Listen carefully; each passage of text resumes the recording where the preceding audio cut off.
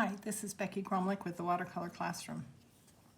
Today I'm going to be painting 4 bookmarks and saving time by doing them all at once. I also am planning to paint the Milky Way on each of them, so that part will be the same for all of them. I'm using a big fake squirrel brush, Princeton Neptune number 8, just to get it all wet. As you can see, I've already put Frisket on with the dog, and then I put some tape on for the tops of those mountains.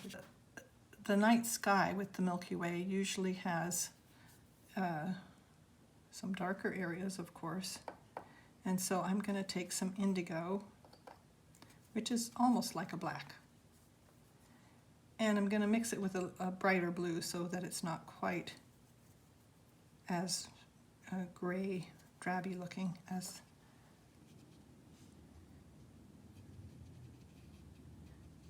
and I'm going to let it do spreading, and there's other colors in it that I want.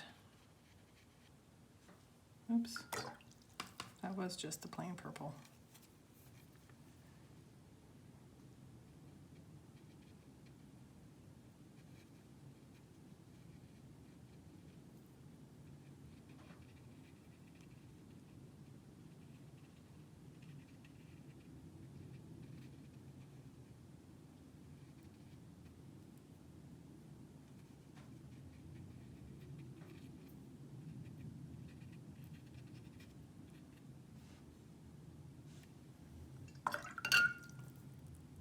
Down towards the bottom, it actually gets a little bit more lighter color.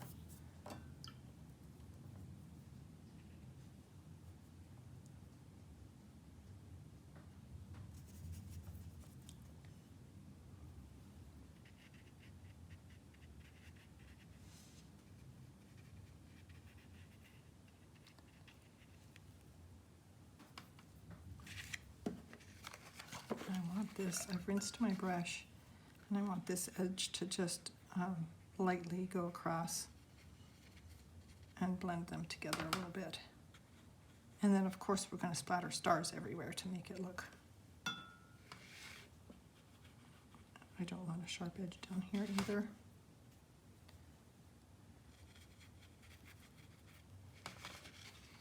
There's always a sort of a whitish glow around it. Now I'm just going to lift a few places in here with a wet brush I've mostly dried off, and I'm going to dry a little bit more with a tissue to get some of these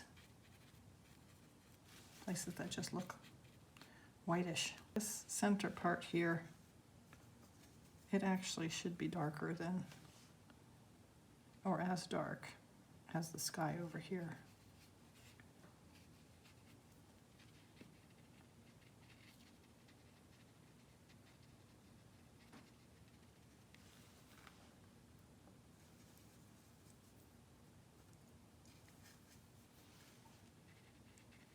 That's better.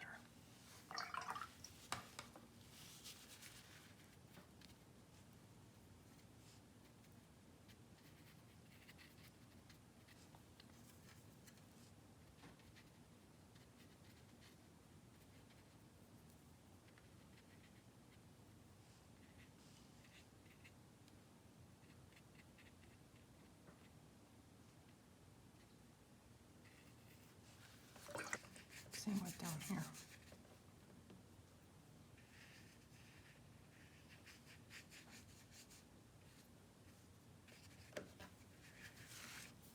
I kind of like how this one turned out better. I went more slowly, kept it more wet. So my favorite way to do splatters is with a flat brush, but I'm going to try using a stencil brush. This is an experiment, but I want some very fine splatters. Now I always practice somewhere else just to see how it's coming out. That's work. All right, this paintbrush, it's a very inexpensive stencil brush. It's not real dense at the top, and it's working pretty good for the splatters. Now my paper's completely dry. You don't want to take Frisket off until your paper's really, really dry. And I like doing it with tape. Lots of people use lots of other methods, but this is my favorite method. That's my first time trying tape. I just put it on there and I cut it very lightly with a Stillo knife, like X-Acto. It's an X-Acto, but it's like this. And that worked really well. This one is a Christmas present. And I'm going to do this little dog, very simple style. I'm going to get some rust and mix a little blue with it to make it a browner than just plain rust.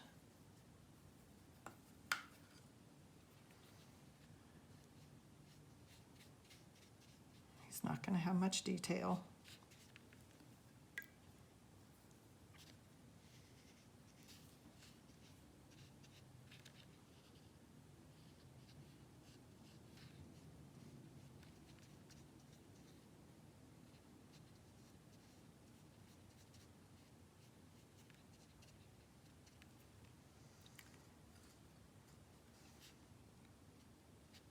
Put some pure rust just on the ears and a couple of other spots to give the idea of more rust.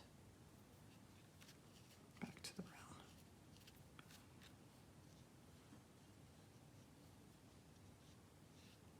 brown. Now that brush is a little too fat for the tail, so at least if you're in a hurry it is. I suppose it has a point if you go carefully and slowly. And then since he's sitting in snow, I'm going to create a kind of drift here and let the brown actually blend into it a little bit.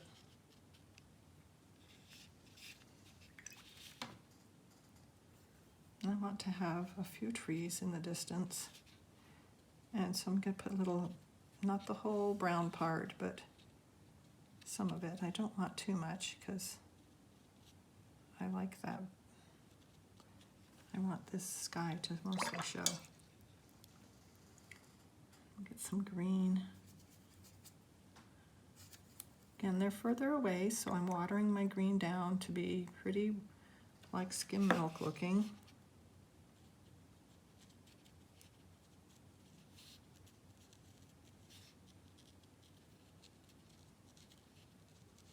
And when I come back with another layer, we'll get a little bit more detail on these trees.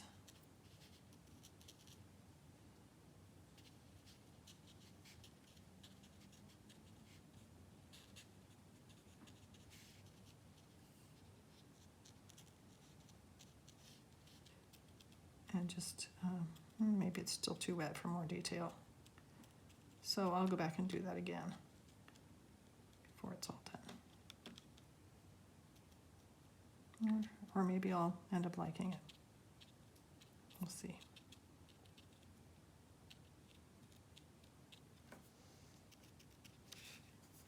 Now in a night sky, you will have some shadows on your, this is, I'm thinking snow.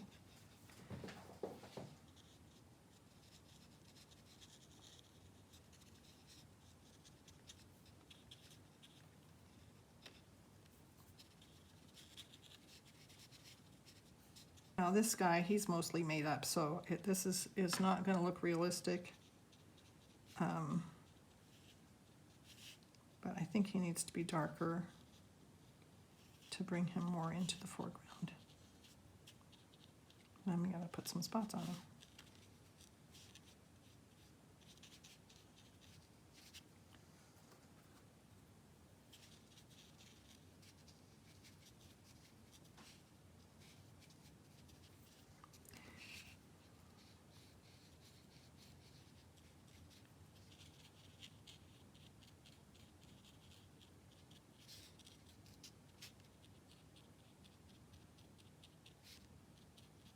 I decided to make some furry look. going to go on to this one and think about that one. This one, this hill is going to have a curve in it.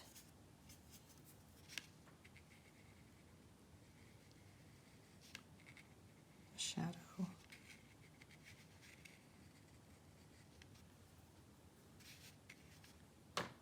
And I rinsed my brush and dried it a bit, and I'm bringing that shadow down lighter than it is at the top. And there's another one here.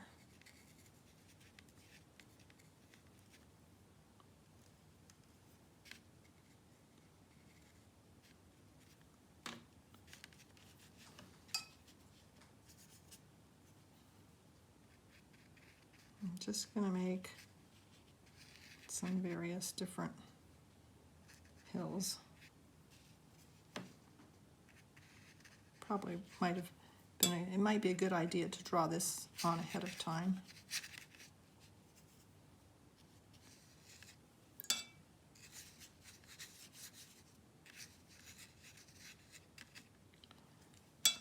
I'm going to take the very lightest blue, which is very watered down.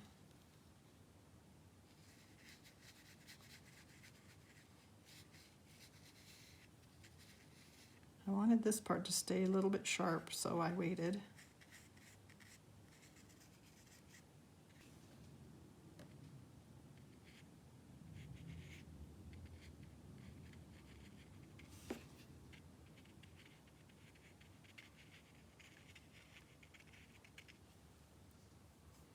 I'm making this very blue.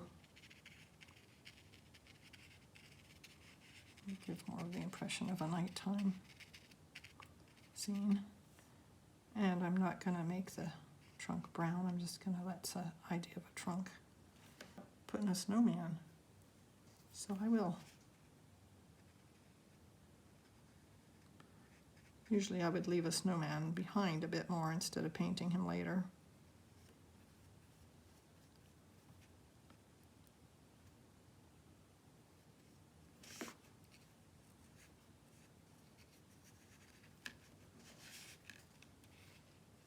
Oh, he doesn't look super white.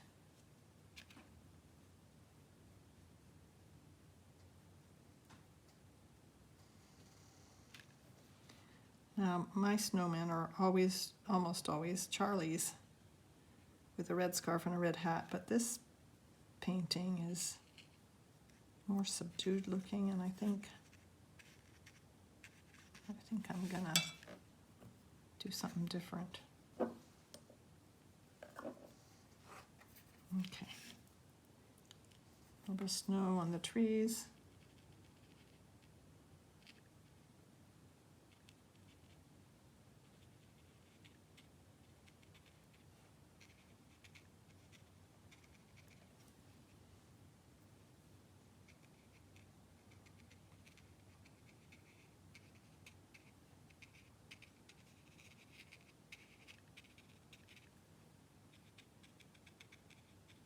Okay, I've gotten this snowman completely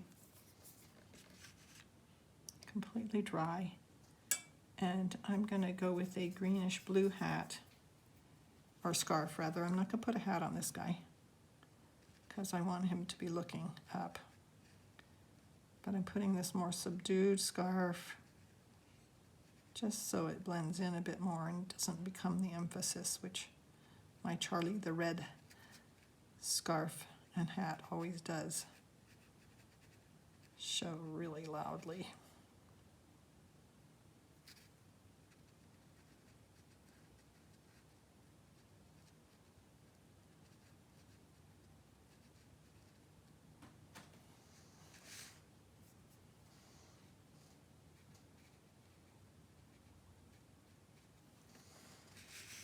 Now while that dries a bit, I'm going to put some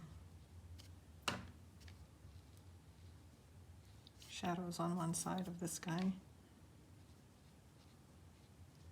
Shadows on the back of his head where he's looking up. And blend those in.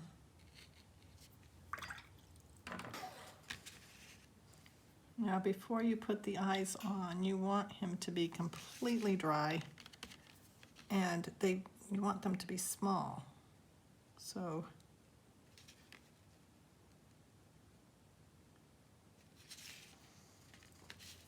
Okay, let's take the tape off.